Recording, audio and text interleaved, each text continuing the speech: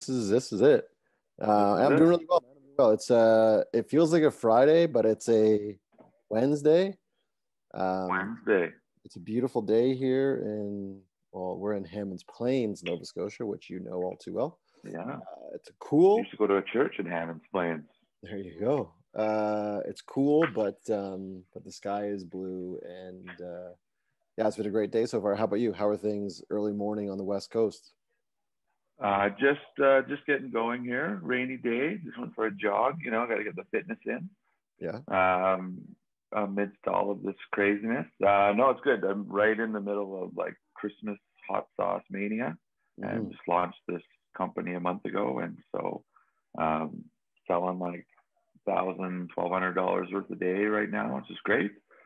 Just Wow. making mistakes and figuring it out and doing good things. And, not hitting $1,000 a too many day. bottlenecks.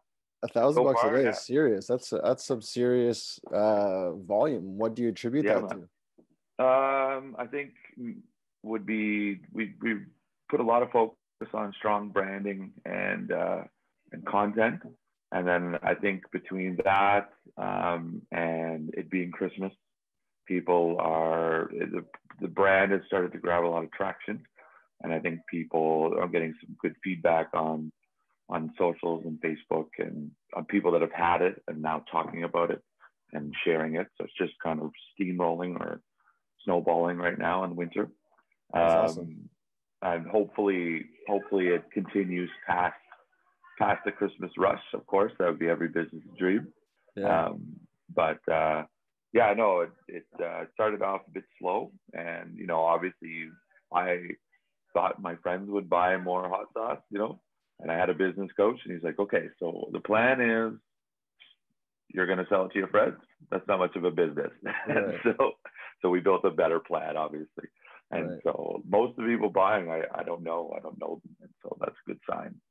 Yeah. They're not even in my warm circle or outside of that circle. So, That's and awesome. people from northern Manitoba to Newfoundland to wherever they're buying it. And I'm finding out shipping is very expensive when you ship a glass bottle, but that's fine. It's like part of the marketing budget right now. Yeah, I guess I am part of the logistics of, I mean, eventually I'm sure one day like economies of scale will kick in with this brand, and Mm-hmm. the cost to ship will be pennies as opposed to what I'm sure is now dollars. Exactly. Yeah, there are. I'll eventually end up with my co-packer, and then there'll be a logistics company that will pick it up from the co-packer, and they'll fulfill orders. That will be the dream.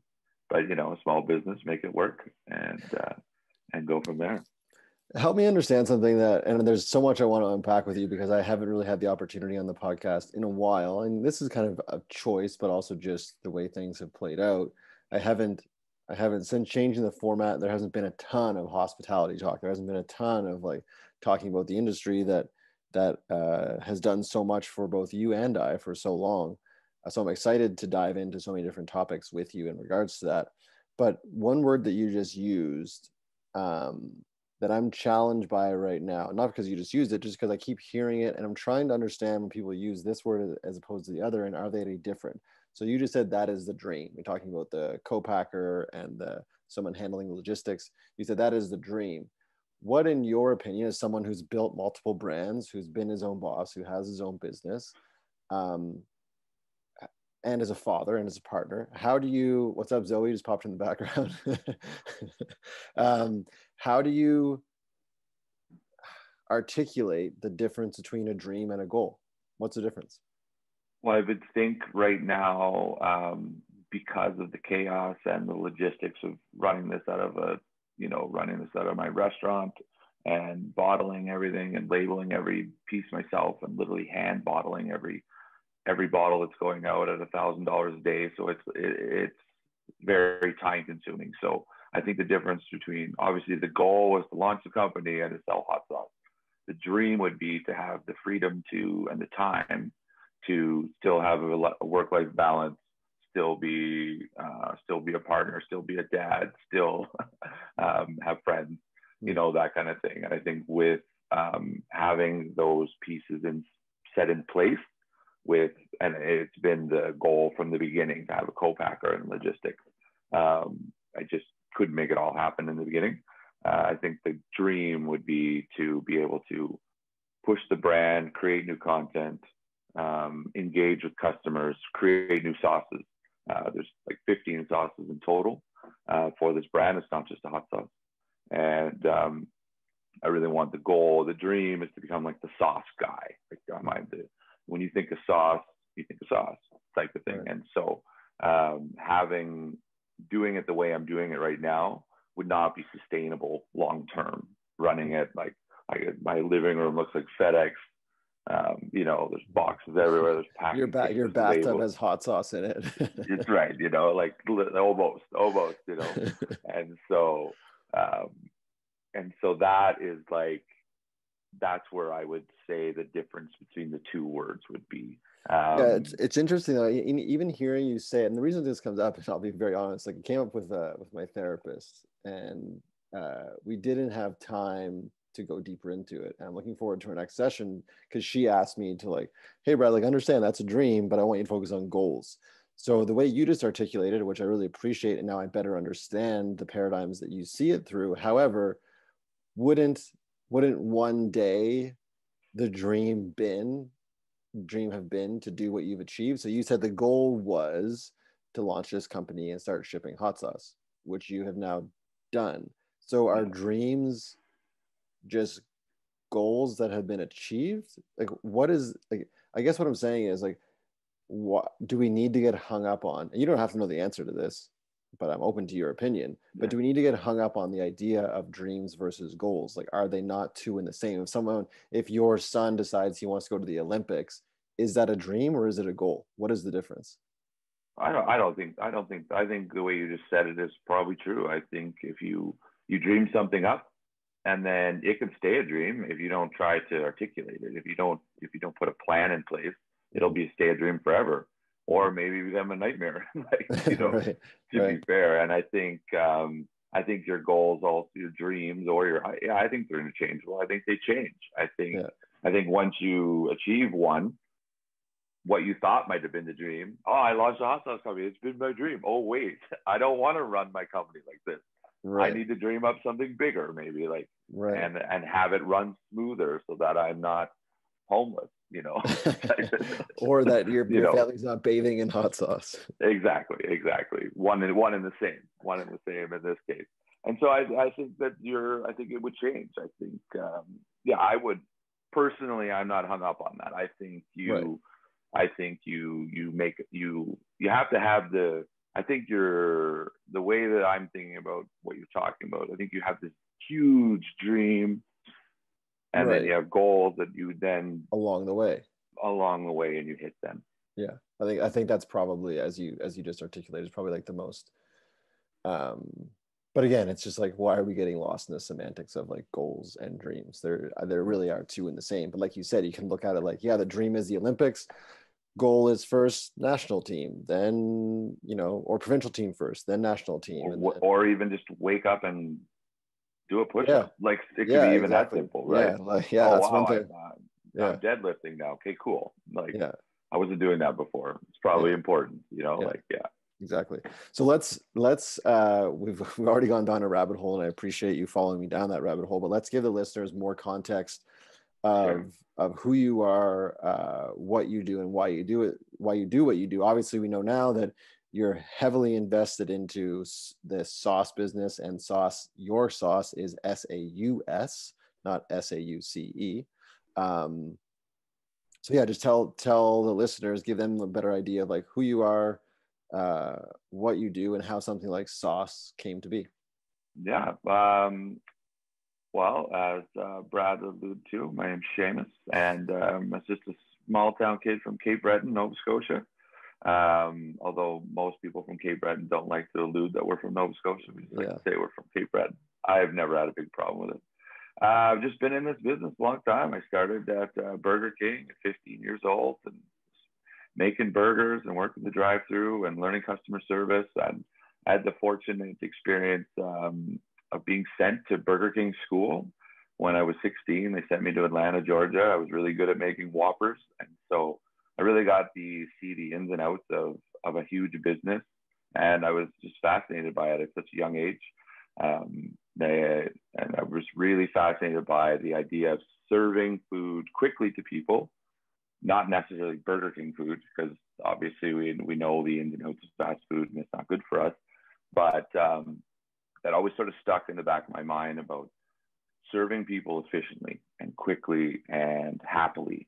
I learned very early about the quality of like connecting with your customer is the difference between them coming to you again or going somewhere else. Because you can eat in 1,000 places a day, pretty much almost in any city. And so what is the difference? Why do they come back to you? And generally it's because you've made some sort of impact or connection on that person. Taking that idea, you know, honing it through bartending, waiting tables, cooking, catering, always thinking about it from the customer standpoint. I think a lot of people in this industry, whether, you know, and this isn't a slight to anyone, but there are a lot of egos in our business. And I think that they think they're the expert and it's their show and it's them. That's why they're there. And really they're there to eat and they're there to have a good time and they're there to spend time with their friends. And they don't really give to whatever, if it's so-and-so cooking it or so-and-so opening the wine, you know, at the end of the day, you know. And so I've never really looked at the industry from that standpoint. I've always looked at it from being the customer. What does the customer want and how can I get it to them? That led me to open up a place about 8 years ago with a buddy of mine named Brendan Ladner. We opened Smack, healthy fast food. And it was that idea, I was finally able to articulate that idea of serving good food quickly to somebody. You know, and we started out with the idea that we were like the anti-McDonald's. We could get your food to you in under 2 minutes. And so we were downtown Vancouver in the financial district. And if you wanted a good meal and fast, we could get it to you in 2 minutes. So if you only had a 20-minute lunch break, you could walk to us, get your food, have your food, throw it in the compost. You didn't create any garbage, and away you went back to work. And that was really, you know, a good success. And that business is still open. And I think Brendan is now open 3 locations. I've moved on from there. And, you know, that was always, I was really happy that I was able finally to take that dream that I had at Burger King at 16 and finally articulate that, you know, 14 years later, 15 years later, and really change and serve, you know, quality product to somebody, quality food that we made in-house, lots of nutrient dense food, that type of thing. Moving on from there, you know, my kids were young then and I was working, you know, typical restaurateur, working 16, 17 hours a day. Even if I wasn't at work, I was still at work in my mind, type of thing. And so I transitioned into a consulting job in this business. And I had the fortunate opportunity of getting hired by Simon's, the clothing store, La Maison Simon's out of Quebec City. And I had a wonderful experience. I ended up working with them for 7 years. And I got to create 6 restaurants for them. Well, the same restaurant called Cafe Ev. And we were right inside their clothing stores. And I got to build the concept from scratch and work with their team and work with the company. And we were in Vancouver, Calgary, Ottawa, Gatineau, Toronto. And it was just a great experience. And they gave me carte blanche on what we served and how we served it. And I really just built like a French cafe for them. And, you know, you had this wonderful shopping experience. Simon's is definitely one of the best retail stores I've ever shopped in. You know, I'm a bit biased based on my relationship with them, but you would be able to go through there and then stop and have a glass of wine or a lobster chowder or a burger or a salad or a dessert type of thing. And so it was a really cool break from the traditional restaurant where it was a lot more fashion focused and it was a lot more, it just gave a new depth of industry in the sense of like trying to think, okay, what they really cared about is someone not leaving the store. So because their metrics was if they left the store and went to the food court, they weren't coming back. So how do we keep that person in the store? Okay, well, we feed them a salad or, you know, and they always sort of put the store in a place where the customer was always looking at something that they wanted to buy type of thing. So they'd be sitting there with their bag, you know, and then they're eating their chowder. Oh, this is good chowder. And then they'd be like, oh, I think I'm going to go buy that suit. and it worked. And they had a metrics to be able to show that worked. Moving on from that, I recently, just pre-COVID, met a couple guys, and we opened up sort of a high-end burger restaurant in Abbotsford in BC called Burger. And that is actually where I got to sort of test out all these sauces that the sauce companies come from. And so Burger has been doing fine, COVID willing, of course. We're open. We're not going out of business. Feedback has been wonderful the last 10 months for Burger. And that was also another dream, was to open a burger restaurant. I've always wanted to do that. And so I was able to. I think it's been dampened a little bit by, all these restrictions and regulations. And it's been a tough year to be a restaurateur. But from my excitement about sauce, what's been nice is that it's given me like 10 months of data of what sauces are selling and what people like. And so I've been able to, sort of lay a plan out for what's next for sauce, if that makes sense. Mm-hmm. I don't know if I'm kind of rambling, but you let me know if I'm getting the point. You're doing an awesome job. So what is next for sauce? We've launched it. People are buying it, not necessarily just our friends, which is what we intended upon. So where is this brand growing? You mentioned 15 different varieties. So obviously there's multiple SKUs that are going to be available one day. So what is the ultimate? We talked about co-packer, we talked about logistics, all those things. Like, where do you see this brand, and where do you see you, the sauce guy, like falling into this world of hospitality, restaurants? Yeah, well, it's interesting because the whole premise of this company started 5 years ago. I created a coffee barbecue sauce. And that is the actual main ingredient in a burger at Burger. So I put the barbecue sauce right inside the patty. And so when we make in the patty, it sits in there and it marinates in there for 12 hours before we roll them out fresh and then smash them on the grill. And so I've had this sauce company sort of formulating in the back of my head since the last 5 years. It was one of those products, you meet people and someone's grandma makes some sort of thing and then they start selling it. And I was selling probably 10, 20 liters of barbecue sauce in Montreal per week type of thing, just to my friends. And I heard you make a barbecue sauce. I want to buy that. You should sell your barbecue sauce. So it started like that. So then this company, when I was really going to launch it, I was going to launch barbecue sauce. And then when I dug into the research, I found that hot sauce is actually the number one play. It's like 17-1 in terms of customer loyalty for hot sauce. So I was like, holy, and the ironic thing is I'm not even a big hot sauce guy myself. Like I'll eat it, but it kills me. It's just like, it's not my go-to thing, Right. And so, but I had to make a hot sauce and I had to make a good one. So I tested about 100 different hot sauces or more this year. And I've just been dying every time. How's your gut? Just like dying, just more like crying all the time, sneezing, right. Like it just kills. I'm just that guy where you the hot wings at the hockey table, right? And they're just making fun of me the whole time. And I need more ranch, And so what's next? What's next is in mid-January, early February, I'd say mid-January, we're going to launch a 3-pack. So it'll be the hot sauce, the coffee barbecue sauce, and then one of two. Right now, we're going to run a contest to see. We're going to let I kind of have the idea of allowing the customer to determine what the brand is. Obviously, I mean, that's how branding works. Obviously, I make a product, I make some images, I make a logo, but the consumer really determines how the brand is going to be and how they interact with it. That's really what your brand is.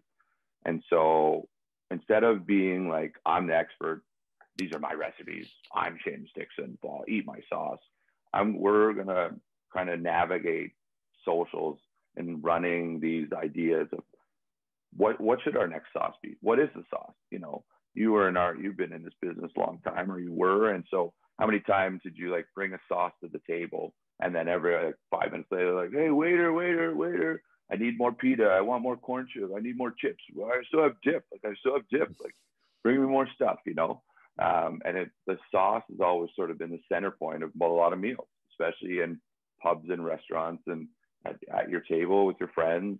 If you made a good sauce, people ate it. And so it'll be, I have a few that from Burger where the metrics are really good.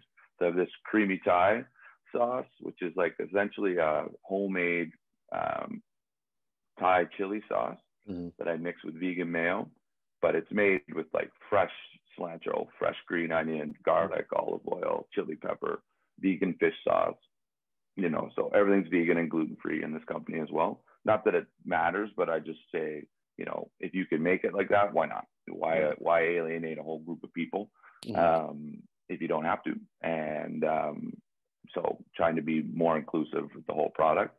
And then another one is a ranch sauce, the vegan ranch, that I just recently made. And so that sauce might even be better than the creamy Thai, but I don't have enough data yet to be able to know the difference. At Burger, for instance, creamy Thai outsells every sauce 2-1.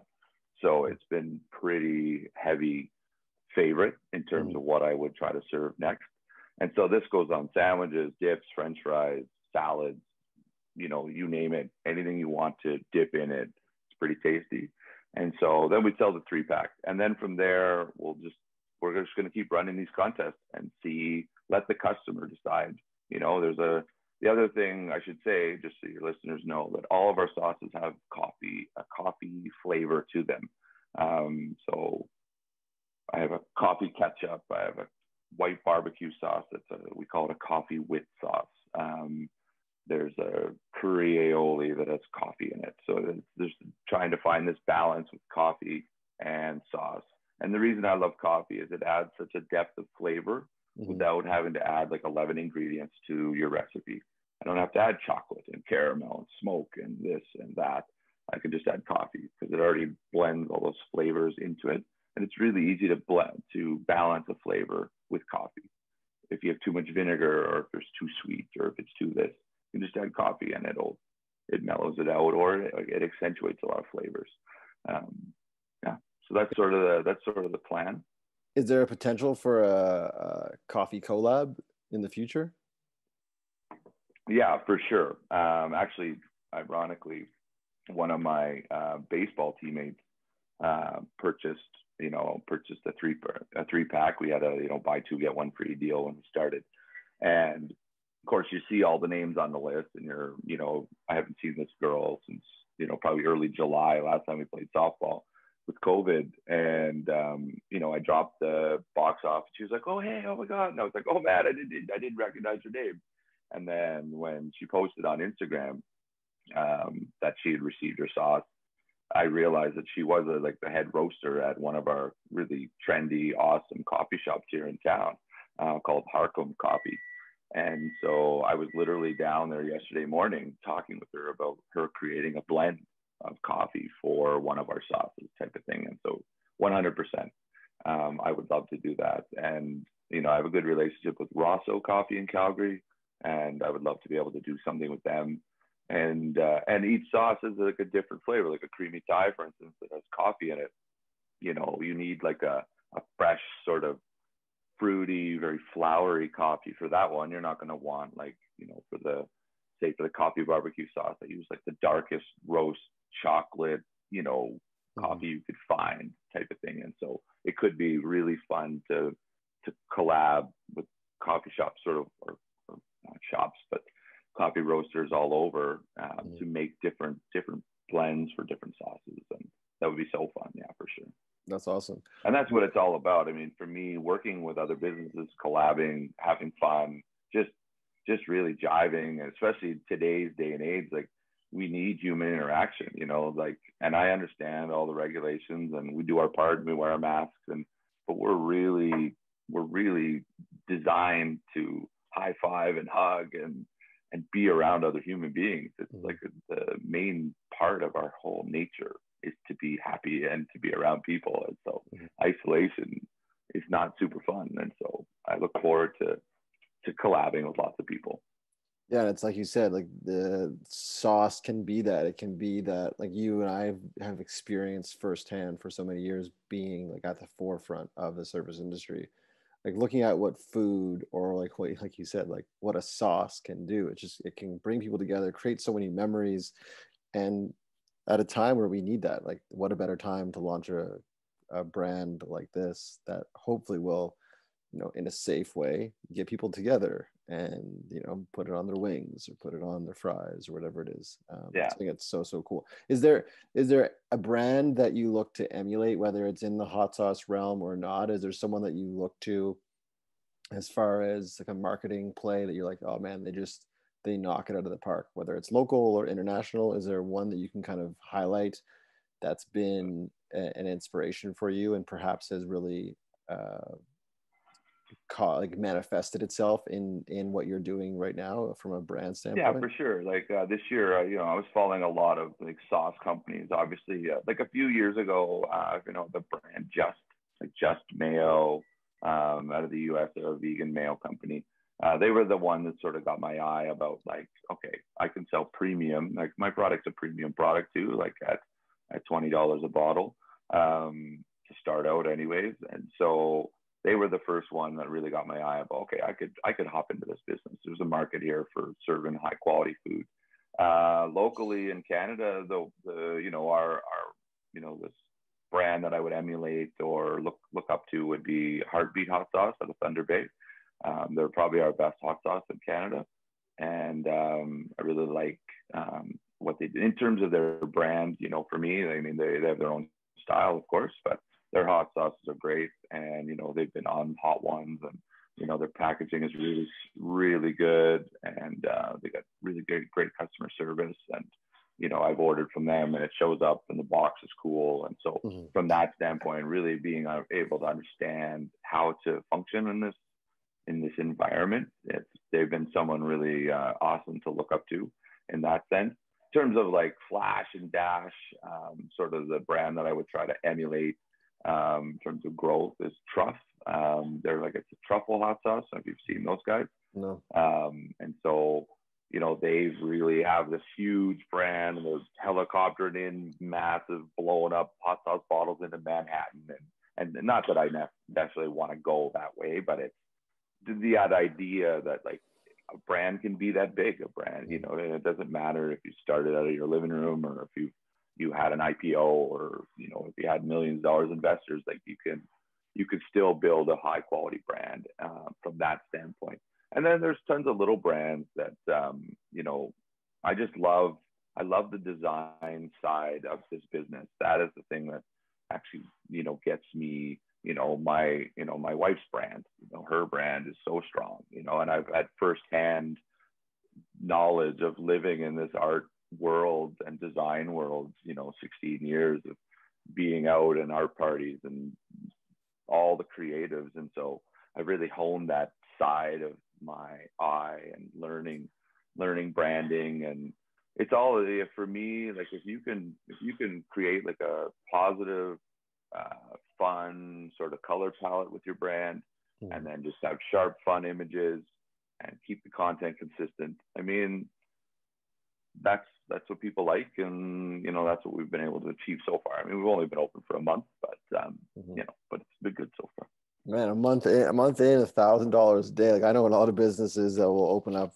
In fact, when I started my consulting, I think I was offering my services for like 3 months before I even had like a fish on the line. So well done, man. That's super, super impressive. And I'm so happy for you to be experiencing such early success. I guess it would be silly for me not to hold some space and say, how do people get it? This is going to go up in the first couple of weeks of January. So it's a new year. People want to try new things, perhaps is the marketing play, the angle we can use. Yeah. But how do people engage with the hot sauce? You mentioned people are ordering it from across the country. So obviously that's not an issue. But if people do want to reach out and do want to engage with sauce, how best they do that? Probably the easiest is on our Instagram. We are at We Are Sauce, and sauce is SAUS. So it's at WEARESAUS at We Are Sauce. Our brand is, or our website is saus.ca. You can get a hold of me there, and my email is seamus@sauce.ca. You can email me anytime. And Seamus is the Scottish Gaelic version, so it's SEAMUS. And it's just me here at this company right now. So I have people helping me, but in terms of the actual company, it's literally Seamus at SAUS. And if you email me, that's my email, and I will get back to you.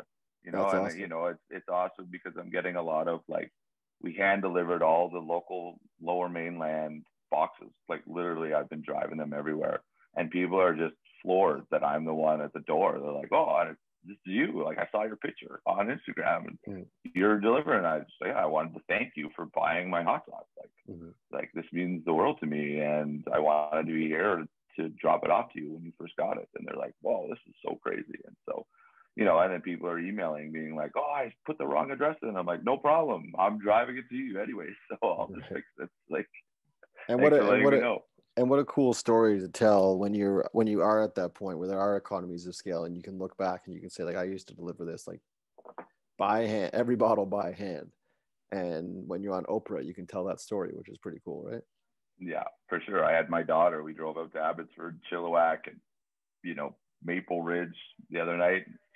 Took her out for dinner, and she's just like, "Wow, this is so crazy." It's like, run that up to the step and knock on the door and say, "Hey, here's your sauce," And yeah, and it's a family business. And, son is putting labels on the bottles, and like we're just having fun over here, and it's a lot of work, but it's cool. It's cool to see, and it's cool. Like I know we're probably running over time here, but the thing that I realized through working so much in this business is I'm not at home, and my kids don't see me work unless they come to my job, and then I don't have time to talk to them because I'm running a restaurant or I'm, and so to be able to do this work and have them be with me and be part of it is really cool because they get to see sometimes the best part of you is your job.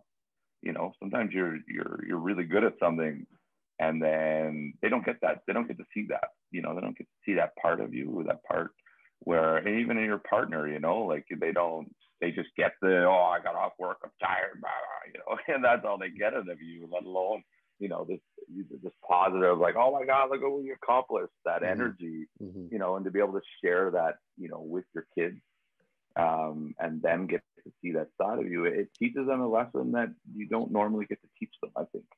And I think that I don't want to go all deep about our society, but I think we've really lost that, and we really segregated our work life and our home life, and then our balance. Like we go and we work in offices and cubicles, and we don't even talk to our teammate, and then we come home and we're tired, and our kids were at school, and make sure they did their homework, and not that that's wrong, but it doesn't seem right either. It doesn't seem like we're giving everyone the best version of ourselves, and this has shown me that's possible. That's awesome. So SAUS is not just a liquid in a bottle, it's a lifestyle. It's a lifestyle. It's a lifestyle brand, that's for sure, man. I love it. That's a good line. I like that. I got to use that one. You can use it in your first book. How's that? There you go. There you go. I do want to say thank you. I always say the first one's free. The first. That's what I always said when I consult. Oh, okay. Hey, the first quote. If I pick something, the first one's free. Yeah. The next one I'll send you an invoice for sure. Yes, exactly. But I do want to say thanks, man. I want to say thank you so much for coming onto the show and sharing your time with me and the listeners. I think it's so cool what you've done. I've always been a big fan of yours. Those of you guys that don't know, which wouldn't be a lot of you, but Seamus and I used to work together. So we tended bar and fed people and make sure they were well sauced, if you will, back in the day here in Halifax, and been lucky enough to kind of reconnect over the years when I was in Vancouver and him and his family moved to Vancouver. So it's really cool to see. I think pivot is such a word that's used right now, especially with the pandemic, to see you pivot and see you pivot so passionately. So congratulations, dude. I'm super proud of you.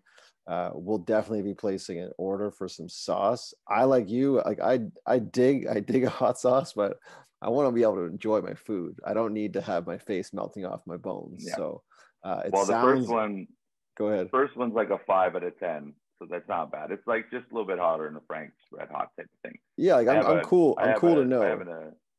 Go ahead, sorry. I was gonna say I'm cool to know I'm eating a hot sauce. I don't want to be like, I don't even taste it, but I don't need it to cause my nostrils to bleed. No, for me, the main thing is to have a hot sauce that has taste. So all those ones I tasted, and this isn't to say there weren't good ones, there certainly are, but a lot of them were really vinegary or too hot, and there wasn't a lot of depth of flavor.